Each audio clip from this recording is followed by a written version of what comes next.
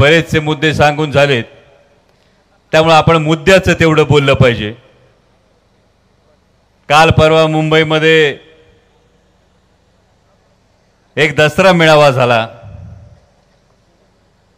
त्यातल्या आझाद मैदानावरच्या दसरा मेळाव्यावर बोलताना राज्याचे माननीय मुख्यमंत्री असं म्हणाले की ते पळून जाणाऱ्यातले नाहीयेत.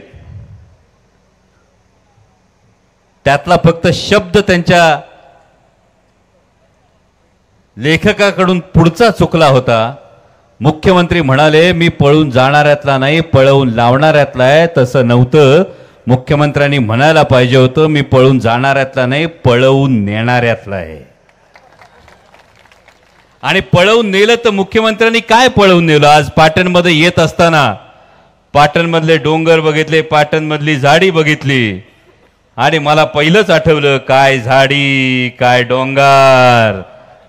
पाटणमधले हॉटेल फक्त दिसलं नाही, पण एकदम ओके मध्ये आहे पाटण असं सुद्धा वाटलं नाही. आणि त्यामुळे माननीय मुख्यमंत्री महोदयांनी पळून जाणाऱ्यातले नाही, पळवून नेणाऱ्यातले असतील तर माननीय मुख्यमंत्री महोदयांनी केवळ सरकारमधले मंत्री आमदार नाही तर महाराष्ट्रातल्या तरुणांच्या वाटचा रोजगार पळवून नेला. माझ्या माता भगिनींच्या वरची जी सुव्यवस्था आणि कायदा होती ती पळवून नेली.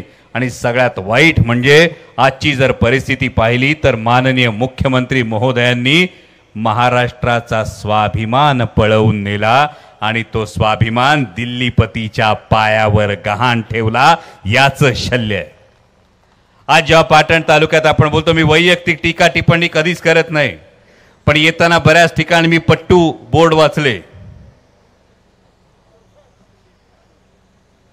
आणि जिथे उत्कृष्ट संसदपटू असे अनेक ठिकाणी बोर्ड वाचले, तिथे सभागृहात उभं राहून बोलण्यापेक्षा सुरत गुवाहाटी गोवा करत सत्तेसाठी पळपुटेपणा करणाऱ्यांचा तर हा मतदारसंघ नाही ना, असा प्रश्न पडल्याशिवाय राहिला नाही. कारण आज महाराष्ट्रातल्या तब्बल 80 मतदारसंघातल्या कार्यकर्त्यांना हा प्रश्न पडलाय. आणि हे पोटतिडकीने बोलतो. मगाशी आदरणीय दादा जे म्हणाले राजकारण खराब झालं, राजकारण नासवलं गेलं. हे नासवलं जात असताना का नासवलं गेलं? कारण आतापर्यंत माहित होतं पायातली चप्पल खरेदी करता येते, पॅन्ट खरेदी करता येते, कुर्ता खरेदी करता येतो. नेते आणि मंत्री सुद्धा खरेदी करता येतात. ते जर बाजारात स्वार्थाच्या विकले जातात. हे चित्र या राजकारणानं गेल्या 2-2.5 वर्षात महाराष्ट्रानं पाहिलं. आणि म्हणून 80 मतदारसंघातल्या खरं तर कार्यकर्त्यांना प्रश्न पडला की जून 2022 मध्ये जे सुरत गुवाहाटी गोवा करत सत्तेच्या खुर्चीवर जाऊन बसले त्यांच्या कार्यकर्त्यांना प्रश्न पडलाय की आता नक्की बोर्ड काय लावायचा?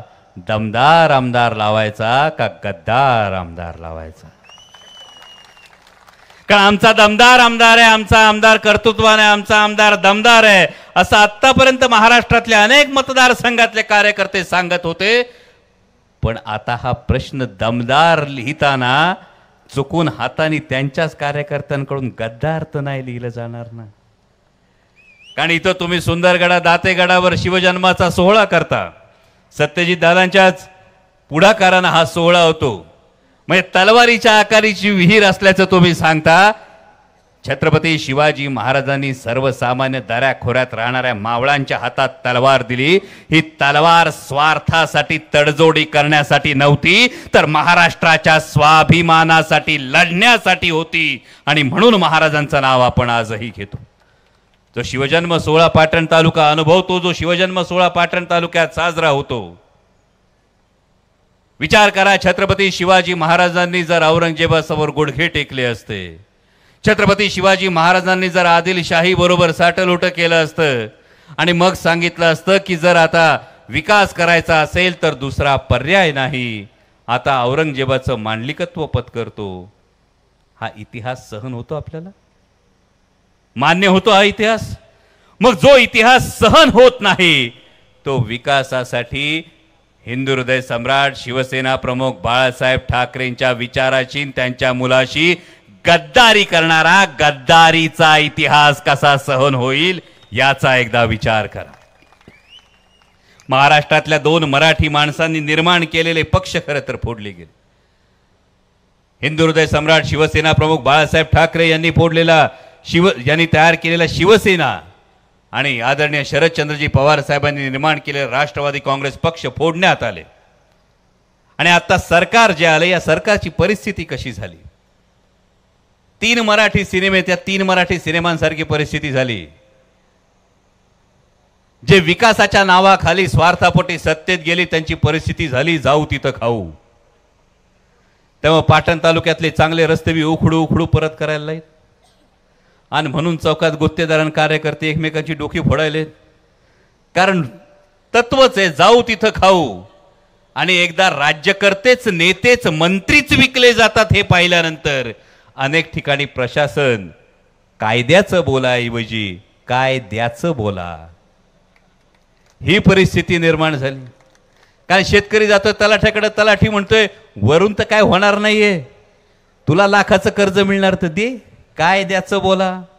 नंतर पुढच्या बँकेच्या अधिकाऱ्याकडे जातोय, बँकेचा अधिकारी म्हणतोय काय द्याचं बोला. आणि त्यामुळे कायदा आणि सुव्यवस्था पूर्ण धाब्यावर बसून काय द्याचं बोला सुरू आहे. इतकंच नाही तर काल परवा मुंबईमध्ये महाराष्ट्राचे माजी मंत्री, राष्ट्रवादी काँग्रेस पक्षाचे नेते बाबा सिद्दीकी यांच्यावर गोळीबार झाला, त्यात त्यांचा दुर्दैवी अंत झाला. माझ्या माता भगिनींची सुरक्षा वाऱ्यावर सोडली, राजकारणातल्या लोकांची सुरक्षा वाऱ्यावर सोडली, सर्वसामान्य माणसाची सुरक्षा वाऱ्यावर सोडली. कारण या सरकारचं 2 फूल 1 हाप सरकारचं गल्लीत गोंधळ, दिल्लीत मुजरा एवढंच चालू राहिले. आणि त्यामुळे गल्लीत काही गोंधळ घातला, रोज एक योजना आणली जाते, रोज एक योजना आणली जाते, योजनांचा भडीमार केला जातो. त्यासाठी सरकारच्या तिजोरीत काय शिल्लक राहिलंय याचा सुद्धा विचार कोणी करत नाही. कारण या सगळ्यांना कळून चुकलं. आता आजच माननीय मुख्यमंत्री महोदयांनी घोषणा केली, मुंबईत येणाऱ्या 5 टोलवरच्या 4 चाकी वाहनांचा टोल माफ करून टाकला. कारण माननीय मुख्यमंत्री महोदय मागे एकदा मीटिंगला बोलले होते, आपल्याला काय बोलायचं निघून जायचं. मुख्यमंत्री महोदय फार गांभीर्याने बोलले होते, आपल्याला काय बोलायचं निघून जायचंय. आणि त्याच पद्धतीने आता त्यांना काय घोषणा करायच्या निघून जायचंय, ही आज परिस्थिती आहे. आज महाराष्ट्रातल्या जवळपास 65 विधानसभा मतदारसंघांमधून शिवस्वराज्य यात्रा जाऊन आली. आणि 65 विधानसभा मतदारसंघातून शिवस्वराज्य यात्रा जाऊन आल्यानंतर एक गोष्ट काळ्या दगडावरची रेग आहे, ती म्हणजे महाराष्ट्रात महाविकास आघाडीचं सरकार येणार म्हणजे येणार. वातावरण तसं आहे, परिस्थिती तशी आहे. पण पाटण तालुक्यात बोलताना जबाबदारीने बोलावं लागतंय. कारण पाटण तालुक्यात नुसती हवा असून चालत नाही. पाटण तालुक्याला माहिती आहे नुसती हवा असून चालत नाही, पवनचक्की लावावी लागती, जेव्हा पाती फिरतात तेव्हा ऊर्जा तयार होती. आणि त्या पद्धतीनं जरी वातावरण असलं, जरी हवा असली, तरी सुद्धा तुम्हाला एवढीच कळकळीची सांगणं आहे, डोळ्यात तेल घालून जागे राहा. वातावरण नक्कीच आपल्या बाजूला आहे. महाराष्ट्रातल्या शेतकऱ्यांचा, कष्टकऱ्यांचा, सगळ्यांचा रोष महायुतीच्या सरकारच्या विरोधात आहे. त्यामुळे सरकार आपलं येणार हे नक्की आहे. त्यात लोकसभा निवडणुकीत तुम्ही चुणूक दाखवली, ट्रेलर दाखवलाय, कितीची आघाडी आहे. म्हणजे चुकीच्या चिन्हाला पिपाणीला 6000 तालुक्यातली मतं जाऊन बी 3000ची आघाडी तुम्ही तुतारी वाजवणाऱ्या माणसाला दिली. 3ची आघाडी 30,000 कशी करायची, एवढा आता तुम्हाला काळजी घ्यायची. कारण या पाटण तालुक्याच्या नशिबात असलेला एक शाप आपल्याला दूर करायचा आहे. आईबाप पोरांना शिकवतात, कारण फार मोठा वर्ग आपल्या तालुक्यातला मुंबई पुण्याला कामाला बाहेर जातो, आईबाप पोराला शिकवतात, पोरग जातं आणि नंतर म्हातारा झालेला आईबापाचे डोळे फक्त सणासुदीला पोरं कधी येणार त्या वाटेकडे लागतात. हाय का नाही पाटण तालुक्याची परिस्थिती. पोरग शिकतं तर हाताच्या फोडाप्रमाणे ज्या पोराला जपलं जातं, त्या पोराला रोजगारासाठी पुण्या मुंबईची वाट धरावी लागती. आणि मग घर भरतं, घर पुन्हा फळफळतं, ते फक्त सणासुदीला फळफळतं. हा दिवाळी दसरा पाटण तालुक्यात रोज असावा, यासाठी आता विकासाची वाट धरावी लागेल. आणि यासाठी आदरणीय शरदचंद्रजी पवार साहेबांच्या मार्गदर्शनाखाली महाविकास आघाडीचं सरकार येत असताना पाटण तालुक्यातला आमदार सत्यजित दादांच्या रूपानं हा महाविकास आघाडीचाच असला पाहिजे, एवढी